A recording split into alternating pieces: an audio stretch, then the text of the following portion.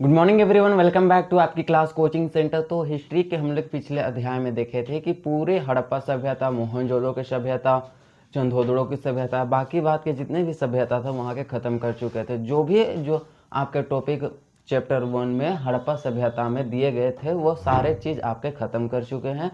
अब हम अगला चैप्टर के बारे में देखते हैं। तो आपका अगला चैप्टर जो है राजा, किसान और नगर, जिसमें टोटल यहाँ पे 600 BC से लेकर के, यहाँ लिख लीजिएगा ऐसे, 600 AD, 600 BC से लेकर के टोटल 600 AD तक आपके इतिहास दिए गए हैं। अभी हम राजा, किसान और नगर के बारे में पढ़ेंगे, जो कि लगभग 600 से हम 600 BC AD तक का सारे संपूर्ण इतिहास के बारे में अच्छा से जानकारी इस चैप्टर में हम लेंगे। ठीक है, तो सबसे पहले हम देखते हैं कि 600 BC में निम्नलिखित चीज़ों की शुरुआत हुई। अगर बात आता है, ठीक है, यदि हम बात करते हैं कि 600 BC में ऐसे क्या क्या चीज़ की शुरुआत हुई जिसका इतिहास का जो मोड़ है वो बदल चुका है, बदल गया, चुका नहीं है, बदल गया था। यानी कि 600 BC में आप देखते हैं 600 BC यानी ईसापुर। ठीक है, 600 BC यानी ईसापुर। तो 600 BC में बहुत सारे चीज़ों का ऐसा हुआ था, ऐसा काल इसे माना जाता है जिस टाइम में बहुत सारे धार्मिक ग्रंथ के लेखन, जैन धर्म, बौद्ध धर्म का उदय उसी टाइम देखने को मिला था। जैन धर्म, बौद्ध धर्म के अलावा भी देखते हैं बहुत सारे शैव धर्म, वैष्णव धर्म का उदय 600 BC में हुआ था। धार्मिक ग्रंथों का विचार, लेखन कार्य 600 BC में ही हुआ था। बौद्ध धर्म और धार्मिक ग्रंथ के विचारों का उद्भव भी 600 BC में ही देखने को मिला था। पशुपालन और कृषि का उन्नत विकास 600 BC में ही देखने को मिला था। राज्य का उद्भव, 16 महाजनपद का विकास 600 BC में ही देखने को मिला था। साथ साथ लोहे का बढ़ता प्रयोग हमें कहाँ 600 BC में ही देखने को मिलता है। तो यही कारण से हम क्या कहते हैं, 600 BC को हम क्या कहते हैं, एक परिवर्तन का काल माना जाता है। इस समय जो इतिहास थे वह एक तरह से अपना परिवर्तन दिखाने शुरू कर दिया था, क्योंकि 600 BC में ही राजा महाराजाओं का भी उदय देखने को मिलता है। सबसे पहले राजा महाराजाओं का उदय देखते हैं 600 BC में। तो सबसे पहले हम देखते हैं 544 ईस्वी BC से हमें सबसे अच्छे राजा महाराजा के इतिहास हमें यहाँ पे देखने को मिलते हैं। तो यहाँ पे आपका लिखा हुआ है ऋग्वेद का लेखन तो नहीं हुआ था 600 BC में, ये ऋग्वेद का लेखन नहीं हुआ था। कृषि बस्तियाँ, चारागाह बस्तियाँ, अंतिम संस्कार के नए तरीके, लोहे का उपकरण, सामान्य और राजाओं का विकास भी हमें 600 BC में देखने को मिला था। जैन धर्म और बौद्ध धर्म, ये सारे, इसी के लिए हम क्या कहते हैं, 600 BC को हम परिवर्तन का काल मानते हैं। आपको समझ आ गया कि 600 BC को परिवर्तन का काल क्यों माना जाता है? कि आप लिख सकते हैं कि जैन धर्म, 600 BC को जैन धर्म, बौद्ध धर्म ऐसे नहीं, ऐसे बौद्ध धर्म हो गया, लोहा उपकरण, लोहे के उपकरण, राज्य का विकास, 16 महाजनपद,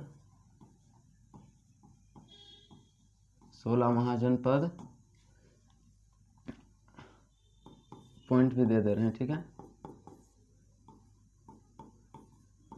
16 महाजनपद के बाद अब देखते हैं वैष्णव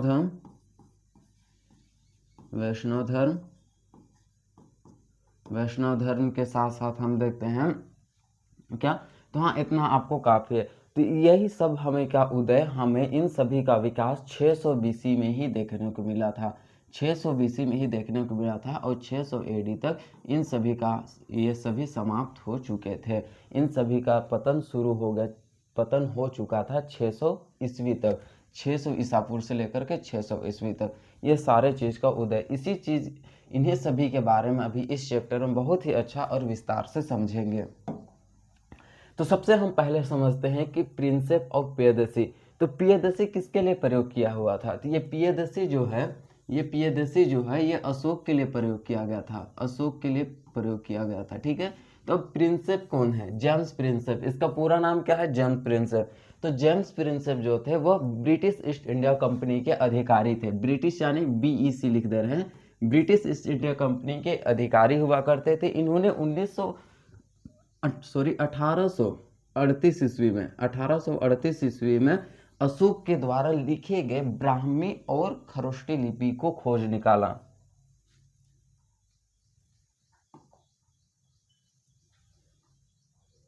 कहाँ चले गए, सॉरी।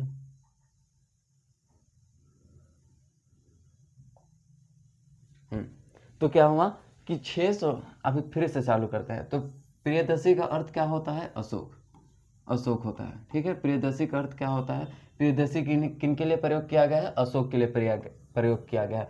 और प्रिंसेप कौन थे, जेम्स प्रिंसेप। तो जेम्स प्रिंसेप हम बता रहे थे आपको ब्रिटिश ईस्ट इंडिया, तो ये ब्रिटिश ईस्ट इंडिया कंपनी के एक अधिकारी हुआ करते हैं, जो कि एक इतिहासकार भी थे, अधिकारी के साथ साथ इतिहासकार भी थे। इन्होंने 1838 ईस्वी में, कितना में, 1838 ईस्वी में अशोक के द्वारा लिखे गए ब्राह्मी और खरोष्टी लिपि की खोज निकाला।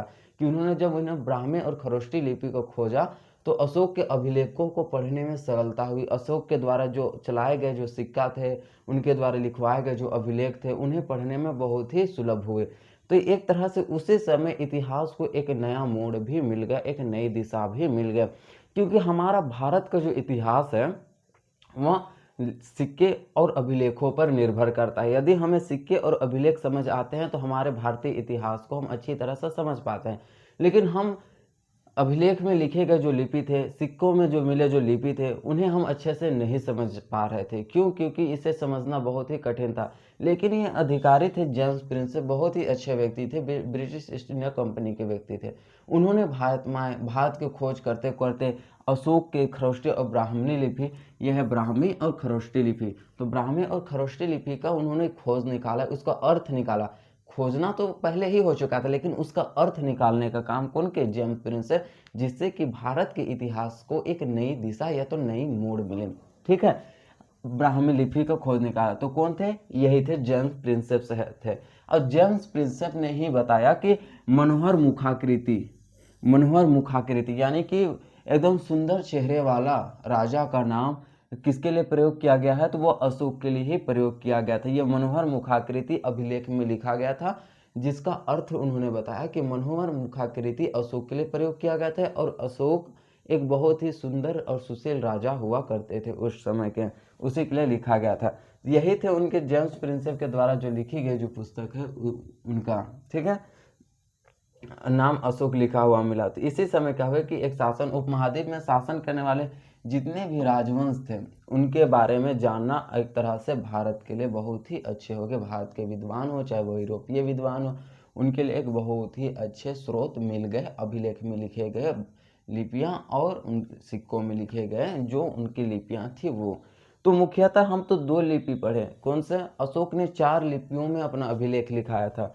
एक गिर लिपि, एक गिर लिपि, एक गिर लिपि, और एक है हम आरामाइक लिपि, आरामाइक लिपि, और तो एक तो खरोष्टी और ब्राह्मी लिपि तो बता ही दिए थे। इन सभी भाषा को, लिपि था क्या था, लिपि था आपके, लिपि कौन से लिपि थे, तो ब्राह्मी लिपि थे, खरोष्टी लिपि थे, आरामाइक लिपि था और एक गिर लिपि था। लेकिन उसमें जो भाषा थी वो प्राकृतिक भाषा थी। कौन सी भाषा थी, प्राकृतिक भाषा में लिपि का प्रयोग किया गया था, ब्राह्मी, ब्राह्मी लिपि का प्रयोग किया गया था। अगर क्वेश्चन में पूछा जाएगा तो अब तो सीबीएसई पैटर्न्स हो चुके हैं आपके बोर्ड, तो अगर क्वेश्चन पूछा जाएगा कि अशोक ने अपने अभिलेख लिखवाने में सर्वाधिक किस लिपि का प्रयोग किया था, तो सर्वाधिक ब्राह्मी लिपि में अशोक ने अपने अभिलेखों को लिखवाया था। ठीक है, यहाँ तक।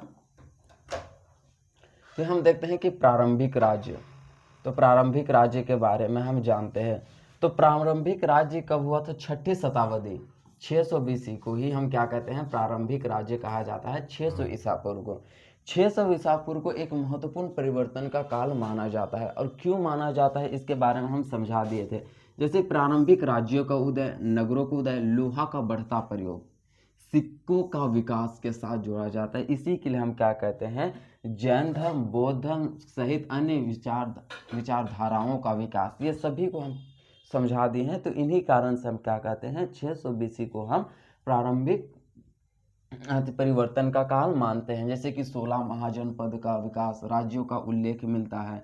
ये 16 महाजनपद का जो उल्लेख मिलता है वो जैन धर्म और बौद्ध धर्म के धार्मिक ग्रंथ में मिलते हैं। इसके बारे में समझा दी थी, इसी के लिए हम उतना नहीं समझा रहे हैं, आपको बस ये दिखा दे रहे हैं। आप इसे नोट करना चाहते हैं तो नोट कर सकते हैं। यहाँ पे लिखा गया है अच्छे से, तो यहाँ पे आप नोट करना चाहते हैं तो इस तरह से आप नोट कर सकते हैं, ठीक है। अब इसको अच्छे से नोट बना लीजिए। ये आपके लिखा हुआ है कि प्रारंभिक राज्य 600 बीसी को हम परिवर्तन का काल क्यों कहते हैं। फिर हम नेक्स्ट नाम देखेंगे, महाजन पद के नाम उनकी राजधानियां निम्नलिखित है। तो हम देखेंगे कि महाजन पद क्या थे, उनकी राजधानियां क्या थी। तो सबसे पहले हम देखेंगे कि काशी महाजन पद, जिसकी राजधानी, ये है हमारा कौन सा राजधानी, ठीक है। इधर के जितने भी है ये राजधानी है। काशी की राजधानी क्या थी, वाराणसी। सर्वाधिक जो महाजनपद मिले हैं वो यूपी में मिले हैं। कहाँ में मिले हैं, सर्वाधिक महाजनपद हमें यूपी में देखने को मिलते हैं। काशी महाजनपद, वाराणसी, इसे तो याद करने वाले हैं, इसमें समझाने की कोई ज़रूरत नहीं है। कौशल की राजधानी थी श्रावस्ती, जो कि ये भी यूपी में, ये भी यूपी में। कुरु की राजधानी थी इंद्रप्रस्थ, कुरु की राजधानी इंद्रप्रस्थ, कुरु की राजधानी इंद्रप्रस्थ कहाँ थी, दिल्ली हरियाणा में। कंबोज की राजधानी क्या थी, हाटक, कंबोज की राजधानी हाटक कहाँ था, यूपी में। अंग की राजधानी चंपा, अंग की राजधानी क्या थी, चंपा, अंग की राजधानी चंपा थी, ठीक है। मगध की राजधानी राजगिरी, या तो अभी वर्तमान में पाटलिपुत्र क्या है, पाटलिपुत्र, वर्तमान में क्या है राजधानी, पाटलिपुत्र है मगध की, ठीक है।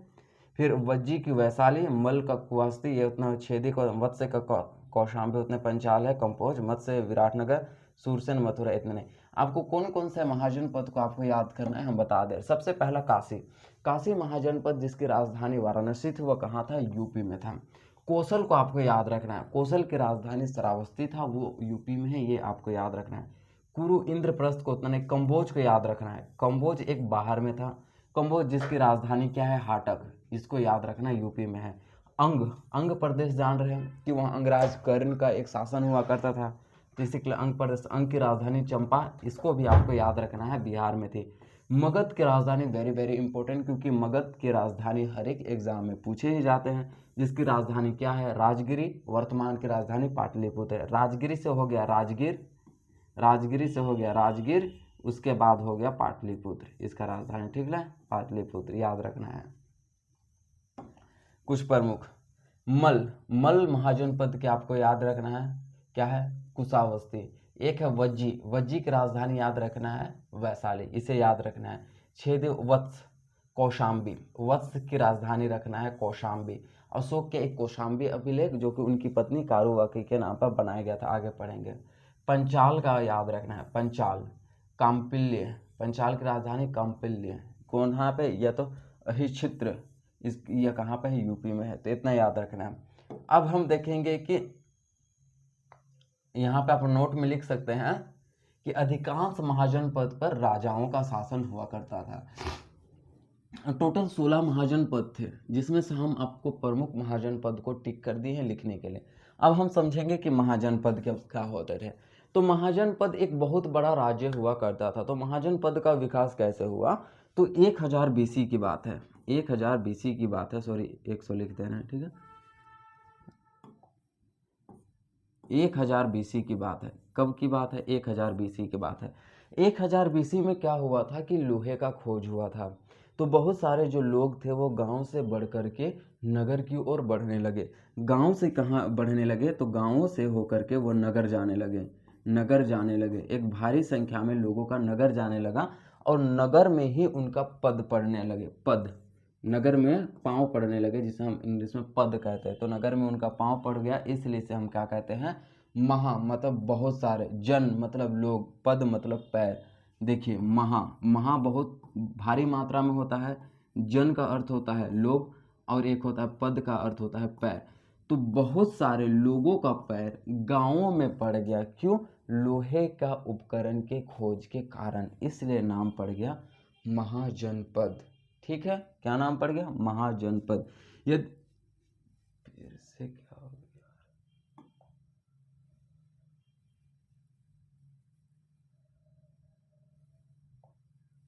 ठीक है, इसी के लिए नाम क्या पड़ गया, महाजनपद। यदि देखिएगा कि महाजनपद में आपस में क्या होते थे, प्रतिस्पर्धा होता है। 16 महाजनपदों में एक दूसरे में प्रतिस्पर्धा होता था कि कौन सबसे ज़्यादा शक्तिशाली महाजनपद है और कौन कम शक्तिशाली महाजनपद है। तो आपस में वो क्या करते थे, 16 महाजनपद लड़ते रहते थे।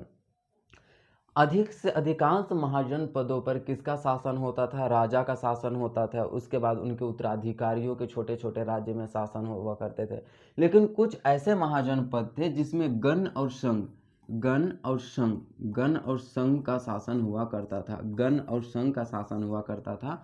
अधिकांश में तो राजा का हुआ करता था महाजनपद में, लेकिन कुछ ऐसे महाजनपद थे जिसमें गण और संघ का शासन भी हुआ करता था। संघ यानी कि जान रहे हैं बहुत सारे लोग, गण यानी कि बहुत सारे, गण यानी कि बहुत सारे लोगों में से प्रत्येक एक विशिष्ट व्यक्ति को राजा बना दिया जाता था, उन्हीं को कहते थे गण या संघ। तो जैसे कि महात्मा बुद्ध के पिता शुद्धोधन वह गणराज्य के क्या थे, शासक हुआ करते थे वो, और महावीर स्वामी के भी पिता जो थे वह गण या संघ से ही वो बिलोंग करते थे, उनके पिताजी। ठीक है, तो यही तो आप बोल सकते हैं कि अधिकांश महाजनपदों में तो राजा का शासन हुआ करता था, लेकिन कुछ महाजनपद गण और संघ के नाम से राजाओं का शासन हुआ करता था। जो महाजनपद होती थी, महाजनपद की एक राजधानियां होती थी। राजधानी जैसे कि मगध की पाटलिपुत्र हो गया, मगध का पाटलिपुत्र हो गया, ऐसा प्रत्येक महाजनपद की अपनी अपनी एक राजधानियां होती थी। राजधानियां को क्या किया जाता था कि जितने भी राजधानियां होते थे उन्हें किले के द्वारा, किला नहीं दुर्ग, दीवार के द्वारा घेर दिया जाता था, ताकि बाहरी जो दुश्मन है वह किले के अंदर प्रवेश ना कर सके। और किले के दुर्ग के अंदर ही सैनिक हुआ करते थे, वहाँ खाद्य सामग्रियाँ होती थी, सैनिक के लड़ाई करने के हथियार सारा वगैरह वगैरह वहीं पे रखे होते थे, दीवार अर्थात दुर्ग के अंदर ही। ठीक है, अब जो होते थे कि महाजन पद, ये अपने महाजन पद का आय का स्रोत कहाँ होता था, एक महाजन पद अपना आय का प्रमुख स्रोत क्या हुआ करता था, किसी भी महाजन पद या राज्य का आय का स्रोत क्या होते हैं, तो वो होता है कर होता है। यह प्रमुख था आय का स्रोत एक महाजन पद का। ठीक है, आय का स्रोत। और दूसरा था आक्रमण विधि अर्थात कि कोई भी महाजनपद जो कि काफ़ी शक्तिशाली होता था, काफ़ी शक्तिशाली जो महाजनपद होते थे वो अपने से निम्न शक्तिशाली वाले महाजनपद पर आक्रमण कर लेते थे, और उन निम्न महाजनपद पर जो भी धन दौलत वहाँ के सैनिक दास दासिया को अपने यहाँ लेके आ जाते थे। जैसे कि मगध महाजनपद, मगध कहते हैं कि सबसे शक्तिशाली महाजनपद है, ये वत्स पर आक्रमण करता है। मगध महाजनपद जो है वत्स पर क्या करता है, आक्रमण करता है। जो मगध महाजनपद वत्स पर आक्रमण करता है तो वत्स में जितने भी धन दौलत है उसे लूट लेगा, जितने भी दास दासियाँ उसे लूट लेगा, हथियार को लूट लेगा, और अपने राज्य को शक्तिशाली बनाने में वह लगा रहेगा जितने भी शासक आएंगे। तो यह हुआ करते थे महाजनपद। महाजनपद के बारे में समझ गए। तो महाजनपद पर शासन किनका होता था, राज्य का होता था। लेकिन कुछ ऐसे महाजनपद होते थे गण और संघ के रूप में शासन व्यवस्था चलाते थे। महाजनपद की एक राजधानी होती थी, राजधानी दुर्ग से घिरा हुआ था। दुर्ग के अंदर बम गोला हथियार सैनिक को सामग्रियाँ हुआ करते थे, जनता रहते थे। और वो क्या करते तो उनके आय के प्रमुख स्रोत क्या होते थे, तो पहला तो कर होता था, या तो दूसरा क्या होता था, आक्रमण विधि। वो आक्रमण करके भी अपने से कमजोर राज्य को अपने अधिकार में या तो उसको अपना गुलाम बना लेते थे, वहाँ से जितने धन दौलत मिलते थे आप उसे लूट लिया जाता था। ऐसे आप वर्णन कर सकते हैं। तो यह आपका हो गया महाजनपद। आप लिख सकते हैं नोट यहाँ पे, आप महाजनपद।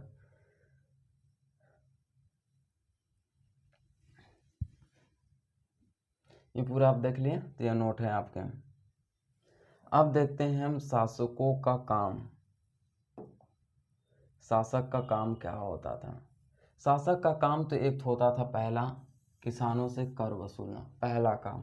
दूसरा काम होता था शिल्पकारों से कर वसूलना, दूसरा। अरे यार,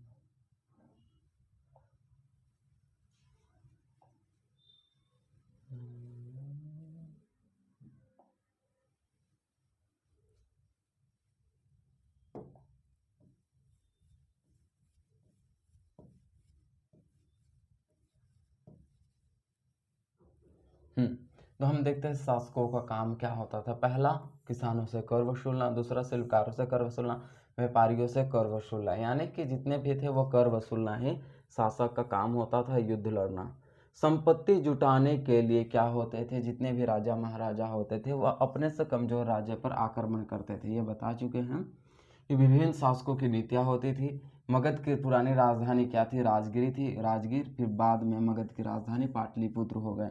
ये सारे अभी हम आपको अच्छा से बता दिए, ठीक है।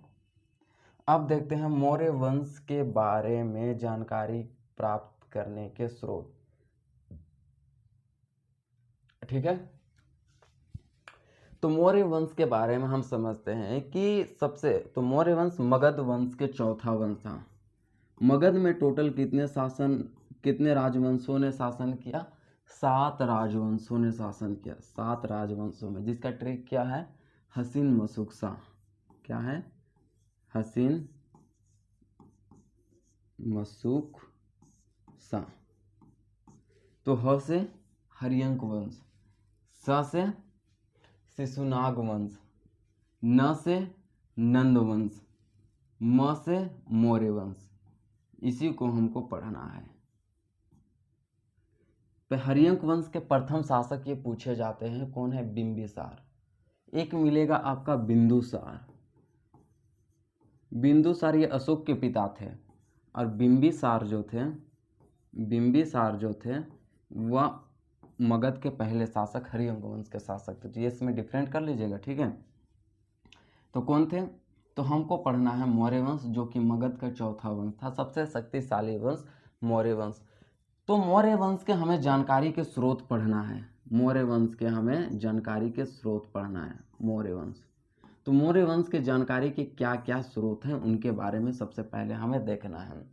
तो मौर्य वंश के जानकारी के जो स्रोत हैं वो हमें जैन धर्म और बौद्ध धर्म, कौन कौन से हम देखेंगे, पहले जैन धर्म प्लस बौद्ध धर्म। बौद्ध धर्म हो गया। जैन धर्म और बौद्ध धर्म के धार्मिक ग्रंथों में हमें मौर्य वंश के बारे में जानकारी मिलते हैं। चंद्रगुप्त मौर्य के दरबार में दूत के रूप में मेगास्थनीज आए थे। मेगास्थनीज के द्वारा लिखी गई प्रमुख पुस्तक इंडिका भी। चंद्रगुप्त मौर्य के गुरु कौन थे, चाणक्य के द्वारा लिखी गई प्रमुख पुस्तक अर्थशास्त्र। अशोक के द्वारा लिखे गए अभिलेख सिक्का